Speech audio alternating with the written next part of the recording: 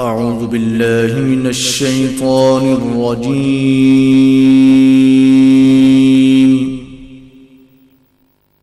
بسم الله الرحمن الرحيم.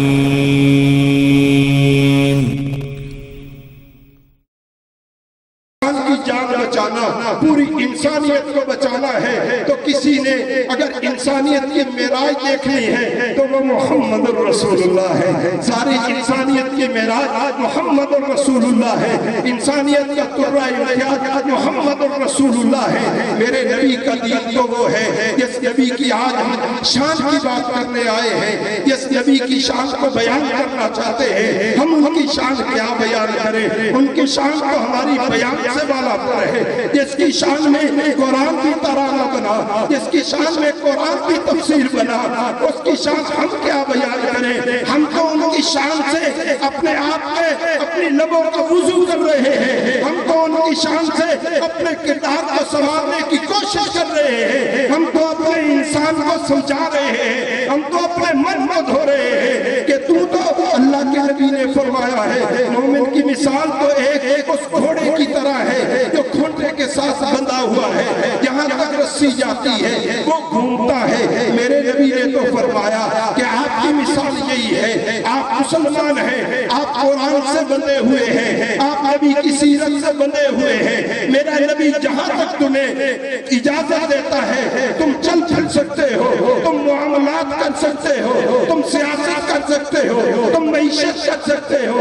لیکن جہاں میرا نبی پابندی لگاتا ہے کاروبار کرو لیکن جھوٹ نہ بولو، میرا نبی پابندی لگاتا ہے، اللہ کا قرآن پابندی لگاتا ہے. اس لیے میرے بھائیوں، آج کا یہ جلسہ، آج کا ادارے ختم نبوت جو کانفرنس آج آپ نے آپ کے دیہات کے اندر رکھی ہے، یہ آپ کی خوش قسمتی، میری خوش قسمتی ہے کہ ہم چند لمحوں کے لیے اپنے دنیا کے کام کاج چھوڑ کے یہاں بیٹھے ہوئے ہیں. اللہ کے نبی کی ایک وہ حدیث جس کا حصہ بھی مجھے یاد آتا ہے کہ اللہ کے نبی صلی اللہ علیہ وسلم نے فرمایا اللہ کے دین کے لیے ایک لمحہ بیٹھ کے سوچنا 1000 رکعت نماز نفل پڑھنے سے افضل ہے. میرا خیال ہے یہ آج کا بیٹھنا ہمارا عبادت ہے، میرا بولنا عبادت ہے، آپ کا سننا عبادت ہے. میں اپنے کسی کاروبار کے لیے نہیں بول رہا، میں اپنے کسی مقصد کے لیے نہیں بول رہا. میرا آج کا بولنا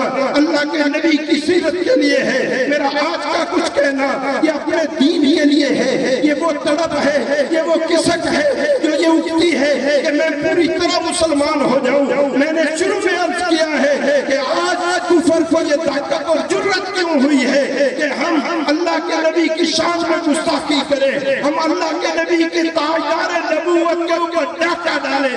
یہ جرت کیوں ہوئی ہے؟ میرے بھائیوں، اس میں قصوروار آپ بھی ہیں، اس میں قصوروار میں بھی ہوں. انہوں نے دیکھا ہے یہ ملک یہ لا الہ الا اللہ جس کے ماتھے پہ لکھا ہے، جس کی پارلیمنٹ کے اندر بیٹھنے والا ہر رکن لا الہ الا اللہ محمد الرسول اللہ کا ورد کرتا ہے. اسی پارلیمنٹ کے اندر شراب پی جاتی ہے. شراب پینے والا تو مسلم بھی نہیں ہوتا. شراب کے دوران اگر موت ہو جائے تو کافر ہو کے مرتا ہے.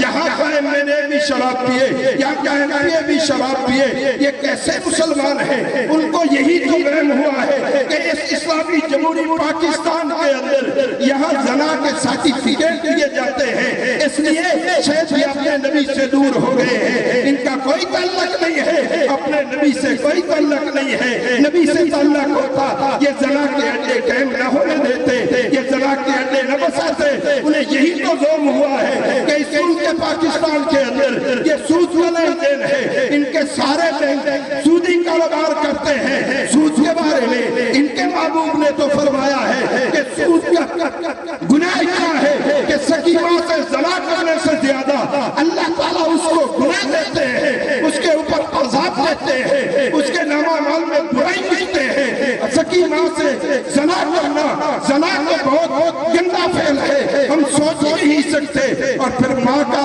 اتنا مقدس رشتہ اس کے ساتھ یہ حرکت کرنا، یہ ایک انسان بھی نہیں سوچ سکتا، لیکن اللہ کے نبی نے ہمیں اس کی غلاظت سے ڈرایا ہے کہ یہ اتنا بڑا گناہ ہے، یہ معیشت کو تباہ کر دیتے ہیں، یہ آج یہ رونا دھونا، یہ آج جو کچکول ہے، یہ آج جو غربت کا ڈھنڈورا ہے، یہ آج جو غربت کا ایک سیلاب ہے، یہ اسی وجہ سے ہے کہ مسلم معاشرے کے اندر سیلاب کا رواج یہ سود کا رواج ہے، یہ کیوں آ گیا ہے؟ انہوں نے یہی سوچا ہے کہ یہ امت یہ تو اپنے نبی سے دور ہو گئی ہے، ان کا تو کوئی تعلق نہیں رہا، لیکن وہ یہ بھول گئے اِنَّا أَعْطَيْنَاكَ الْكَوْثَرَ فَصَلِّ لِرَبِّكَ وَانْحَرْ إِنَّ شَانِئَكَ هُوَ الْأَبْتَرُ۔ وہ یہ بھول گئے ہیں کہ جن کی تعریف، جن کو زیادتی، جن کو وسیع اللہ کرے، اللہ کا قرآن کرے، اس کو یہ ہماری غلطیوں کی وجہ سے تم نے نیچا دکھانے کی کوشش کی ہے۔ ایسا ہو نہیں سکتا،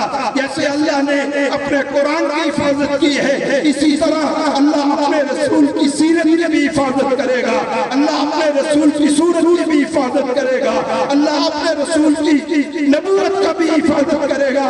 میرے بھائیوں اور میرے دوستوں، سوچنا یہ ہے آپ اور میں کس کٹہرے کے اندر کھڑے ہیں جب کل قیامت کا دن ہوگا اور اللہ کی عدالت لگی ہوگی، میرے محمد رسول اللہ صلی اللہ علیہ وسلم کے ساتھ میرا آمنا سامنا ہوگا، اس وقت میں کیسے کھڑے ہو کے کہوں گا اے اللہ کے نبی، میں بھی آپ کا غلام ہوں، میں بھی آپ کا نوکر ہوں، میرا کردار اٹھایا جائے، میری دکان اٹھائی جائے، ملاوٹ اس کے اندر نظر آئے، جھوٹ اس کے اندر نظر آئے، میرے معاملات کے اندر ظلم باہر نظر آئے، میں کیسے کہوں گا اے اللہ کے نبی میں آپ کا نوکر ہوں، میری صبح بھی قضا ہوتی ہے، میری زور بھی قضا ہوتی ہے، میری عصر بھی قضا ہوتی ہے، میری مغرب بھی قضا ہوتی ہے، میری عشاء بھی قضا ہوتی ہے، میں کیسے کہوں گا اے اللہ کے نبی میں آپ کا نوکر ہوں، میں آپ کا غلام ہوں۔ مجھے سوچنا ہے میرا نبی کتنا پاکیزہ ہے، میرے نبی کی نماز قضا نہیں ہوئی، میری نماز کیوں قضا ہوتی ہے؟ جس نبی کی گود میں کھیلنے والا، جس نبی کے ہاتھوں پہ پڑھنے والا،